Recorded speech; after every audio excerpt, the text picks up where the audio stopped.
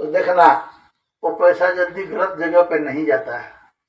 मोह लगता है कि पूरे धूप में 8-8 घंटे 10-10 घंटे हमने मेहनत किया, पसीने निकाले और फिर इतने से पैसे थोड़े से कमाए। बताओ, उसको ले जाकर जुआ खेलोगे, शराब पियोगे, उसका कहीं गलत काम करोगे?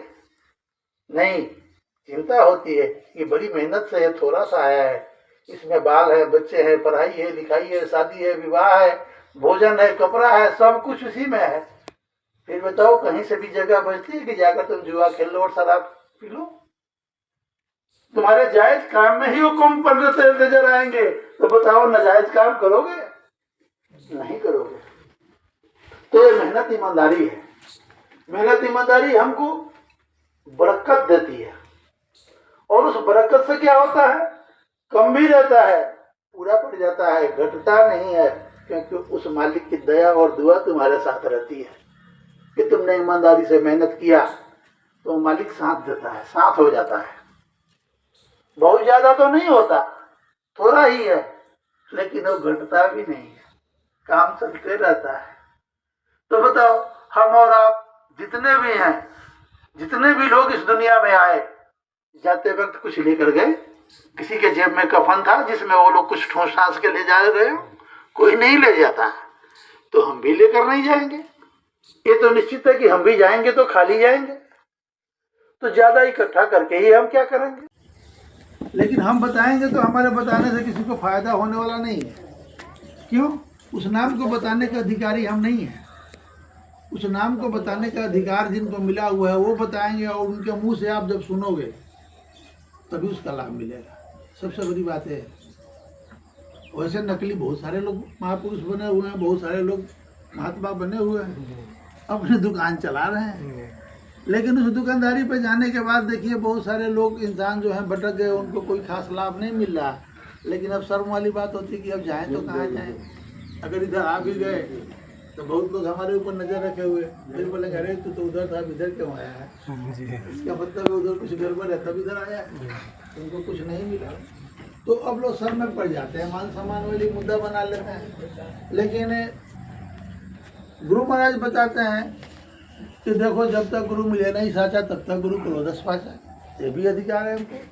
अगर हमने गुरु किया और गुरु करने से अगर हमको मान लो कि राहत नहीं मिली, सुकून नहीं मिल रही, या जो गुरु मिले हैं जो रास्ता हमको दे रहे हैं, तो हमको लगता है कि इससे हमारी मुक्ति और मोक्ष होने वाली नहीं है, तो हमको अधिकार है कि दूसरा गुरु हम कर लें।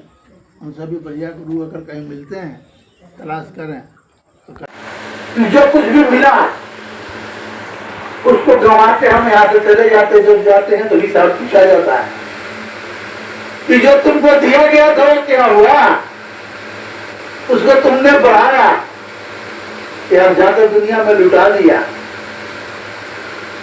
तो जो बेटा अपने बाप के धन को, बाप की कमाई को आगे बढ़ाता है वो सपूत होता है, और जो लुटा कर चला जाता है उसको क्या कहते हैं? कपूती को कहते हैं। तो इस बात को आप समझो कि हमारे में से ऐसे कितने हैं जो सपूत बन के वहां पे जाते हैं। जो हमको मिली हुई थी उसका तो पता ही नहीं रहा कि हमको मिला क्या था। अगर किसी ने बता भी दिया तो जब तक वो पता है तब तक हम लूट चुके थे। जब तक पता लगी तब तक हम लूट चुके थे, वो चीज मेरे पास रह नहीं गई थी। अब जब वो लिखते हैं गोस्वामी जी महाराज में लिखते हैं, 4 पदार्थ कर्तव्यता के हमारे गुरु महाराज बताते हैं, 4 पदार्थ कर्तव्यता के, 4 पदार्थ की चर्चा करते हैं हमारे गुरु महाराज। कहते दोनों हाथों में, दोनों मुट्ठियों में जब इंसान इस दुनिया में आता है तो मालिक उसको धन देता है, और धन कौन सा होता है?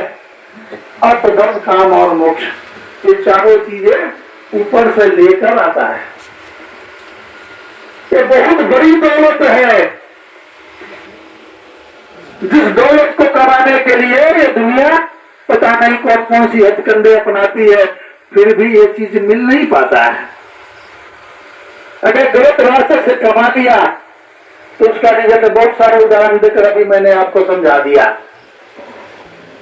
तो इस बात को आप समझो, किस समाधि के दिए हुए धन को अगर हमने सही ढंग से खर्च किया तो इस दुनिया से हमको मोक्ष मिल गया। अर्थ धर्म रास्ता दिखा दिया जाए, अंधेरे में हो तो उजाले में आ जाओ, और उजाले में आ जाओगे तो मुझे खुशी मिलेगी, इसके लिए प्रयास करते हैं। उसके लिए संत प्रयास करते हैं। जो गुरु होते हैं तो गुरु का काम का होता है, गु मतलब अंधकार, हो मतलब प्रकाश, अंधेरे से प्रकाश की तरफ जो ले जाते हैं गुरु होते हैं। अंधेरे से हमको जो प्रकाश में उजाले में ले जाते हैं गुरु होते हैं। तो हमको उस अंधेरे से निकालने का कोशिश करते हैं, और इस कोशिश में जितने भी लोग उनके बातों को मान लेते हैं, समझ लेते हैं, तो दया हो जाती है। तो ऐसी बात है कि देखो बाबा उमाकांत जी महाराज का सत्संग आपके सीतापुर जनपद में होने जा रहा है। वहाँ पे टेढ़वा चिरौला गांव है। जय गुरुदेव।